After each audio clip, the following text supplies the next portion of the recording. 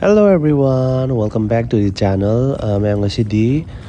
oakka charuyenga thongdoinebako mukbang tawbagi video nambaginebako mukbangi video dadi channel da thagalaga leibane ado mayamna adum channel changa adum yengchanbiro aija hanbada oakse ising hapchalaga khangda futhare ngasi ju mai da oina thonge hadi sing mayam leiribako sing ji loisange na aduga sumaina mai ji sawra kana thau magi thau sing do adu fattaba sing do adu haidokraba matungda han haidok kharamane bako haidokraba matung si sumaina maroi marang hapchalle aduga sida thongdoine bo ot khairani ko pressure cooker da ju thongbane ado ngasi di nong phado ju pressure cooker thong bu yawe du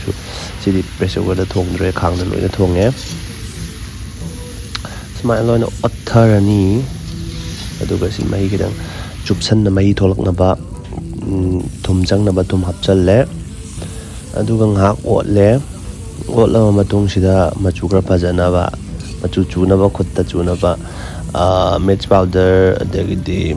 morok powder do du su hape aduga machu hapchalle aduga mai hapchallaga sida mo foot toine ba ko sigi timing sida alu hapchalle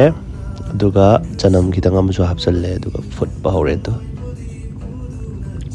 sumaina fajana foot lani aduga adum mahi jang kui change doisu nyam koina di utre aduga salai je charuyen ne bako charuyen ji kiji ta chani pi hai bako do khoi che na pirak pane adu lauru bane bako ma lairamba dus mai hapchalle aduga yam hawi si se slow ko out laitre